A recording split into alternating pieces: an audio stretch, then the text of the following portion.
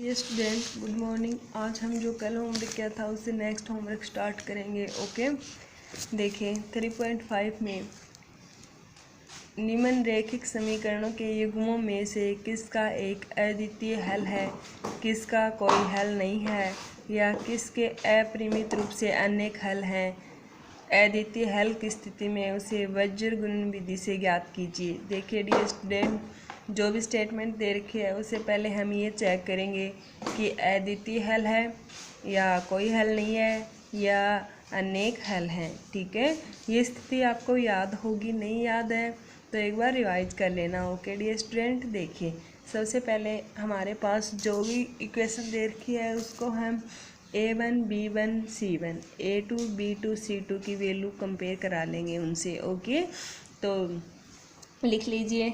First equation वाले coefficient क्या होते हैं? A1 B1 C1। Second A2 B2 C2। ठीक है, कौन सी को फर्स्ट सेकेंड ले सकते हो ये जरूरी नहीं है। देखिए सबसे पहले हमने जो फर्स्ट दे रखी है उसी को फर्स्ट लिया। A1 की वैल्यू क्या होती है? जो x के आगे कोफिशिएंट होता है वो होता है A1। ठीक है, B1 की वैल्यू y के आगे जो कोफिशिएंट होता है क्या है? -3। तो B1 की वैल्यू आ गई -3।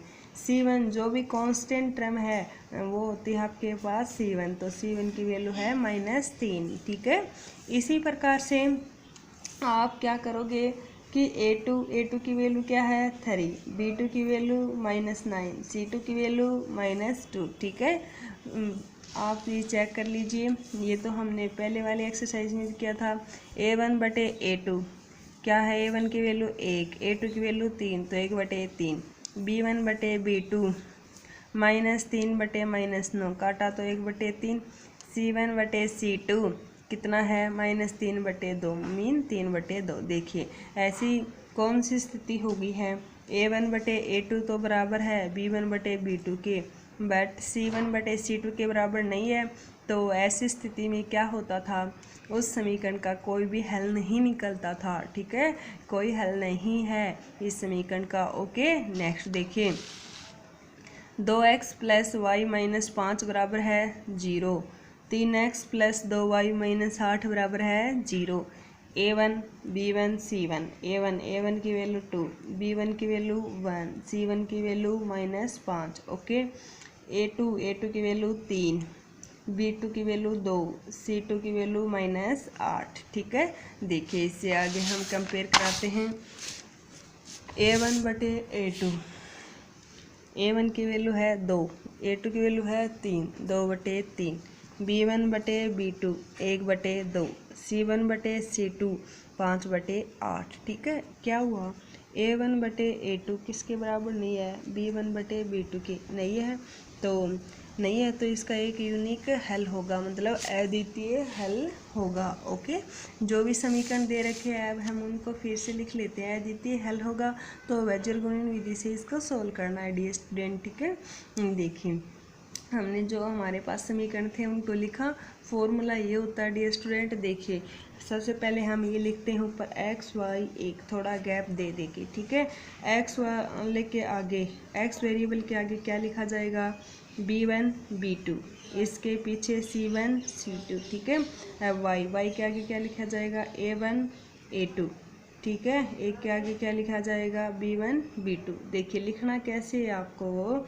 जैसे x का लिखना है तो x को छुपा लीजिए, x को छुपाया, पीछे जो भी टर्में बच गई है ये जस्ट इसके आगे है, ये तो हम x के आगे लिख देंगे। ठीक है, जैसे हमने इसको छुपाया क्या है? 1 2 आगे लिख दिया। ठीक, फिर इसके आगे क्या बच गया? मतलब ये पूरी टर्म लिखनी है हमें। इसके बाद क्या बच गया? -5 -8, तो ये x के पीछे मतलब इधर लिख दिया -5 -8। आ गए यहाँ तक? ओके, अब देखो y1, मतलब y को छुपाना है तो y को छुपा लीजिए। y को छुपाया, कौन सी टर्म बच गई इससे आगे? -5 -8 -5 -8 तो अभी आई थी, है ना, इसको फिर से नहीं लिखना है। ठीक है, तो -5 -8 को छोड़ के और कौन सी टर्म बच रही है? 2 3, तो 2 3 को लिखा डियर स्टूडेंट। ठीक है, चाहे आपकी मर्जी, फॉर्मूला याद कर लीजिए। नेक्स्ट, अब देखिए अब हम क्या करेंगे? 1 की बारी आ गई, 1 को छुपाएंगे। 1 को छुपाया, देखिए यहाँ अभी अभी क्या लिखा था 2 3 लिखा, फिर से नहीं लिखना। क्या नहीं लिखा 1 2, तो 1 2 लिख लीजिए। ओके, या फिर इतना याद रख लीजिए, जिससे शुरू किया है वही लास्ट में आएगा डियर स्टूडेंट। ओके, चाहे आपकी इच्छा है फॉर्मूला याद रख लो। फॉर्मूला भी क्या है B1 B2 C1 C2, ठीक है। फिर y के आगे A1 A2, फिर एक के आगे B1 B2, ठीक है। बस ये 2 टर्म में ही याद रखनी है बीच वाले, ये तो फर्स्ट में आएगी और लास्ट में आएगी। ओके, देखिए अब करते हैं हम इसको सोल्व। पहले x है तो x बटे इधर से मल्टीप्लाई कीजिए, किया 1 गुणा -8 कितना आ गया -8, ठीक है। फिर बीच में भाई माइनस का साइन आया है, फॉर्मूला माइनस का साइन लगा दिया। फिर इधर से इन दोनों की गुणा, 2 गुणा -5 कितना आया -10, ठीक है। -8 माइनस माइनस प्लस 10, -8 प्लस 10, 10 में से 8 गया कितना बच गया 2, तो x बटे 2 इधर का पोर्शन कर लिए। नेक्स्ट अब देखो अगली टर्म आपके पास यहाँ क्या है y की वैल्यू निकालेंगे तो क्या है आपके पास, देखिए यहाँ ये 2 टर्म तो सोल्व होगी थी, अब y से ही ये 2 टर्म ले लो। देखो वैसे इसके साथ गुणा, 5 दिए 15, माइनस का साइन है तो -15, बीच में फॉर्मूला में क्या बताया था माइनस का साइन, ठीक है। अब क्या करोगे, इसके साथ गुणा, बीच में माइनस का साइन, 2 गुणा -8 -16, फॉर्मूला में माइनस का साइन, ठीक है। माइनस का 15 माइनस माइनस प्लस 16 में 15 गया तो कितना बच गया 1, ठीक है। y बटे 1, आगे देखिए 1 बटे 1 के आगे कौन सी टर्म है, देखिए 2 टर्मों को उठाना होता है।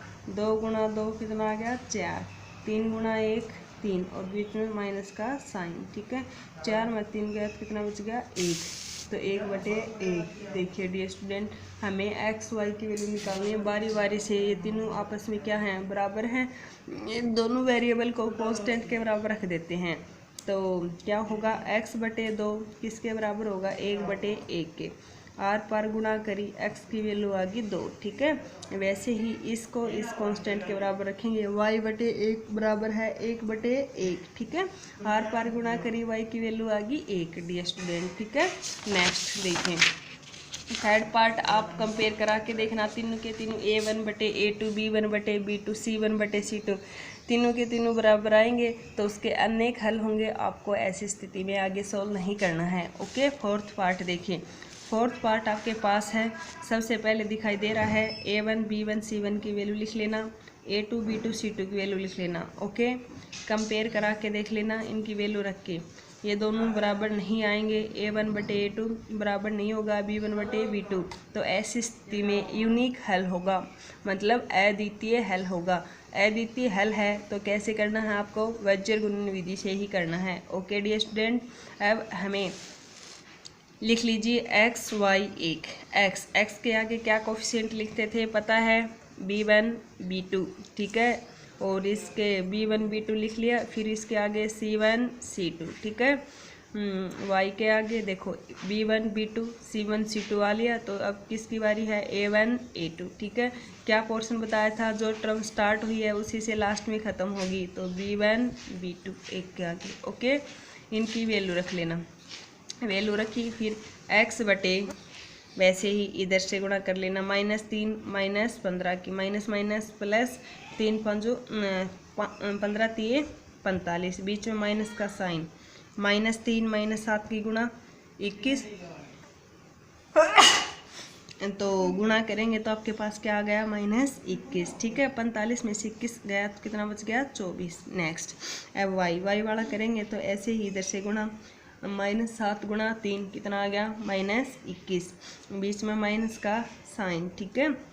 अब क्या करेंगे, 1 के माइनस के 15 गुणा करी तो -15, वैसे ही 1 बटे इसके साथ गुणा करी -3, इसके साथ गुणा करी -9, बीच में माइनस का साइन, ठीक है। -3 माइनस माइनस प्लस 9, -3 प्लस 9, 9 में 3 गया 6, इसी प्रकार -21 + 15 कितना आ गया -6। वैसे ही कांस्टेंट को बराबर रख देंगे, x/24 = 1/6। 24 की इधर ले जाएंगे इसको, ठीक है, भाग में, उधर जाके गुणा में हो जाएगा। x = 24/6, 6 चौके 24, x की वैल्यू आ गई 4। तो y/-6 = 1/6, ठीक है। 6 से 6 कैंसिल, y की वैल्यू आ गई -1। तो x की वैल्यू 4, y की वैल्यू -1। डी स्टूडेंट आज इतना ही करेंगे, ठीक है। Good bye.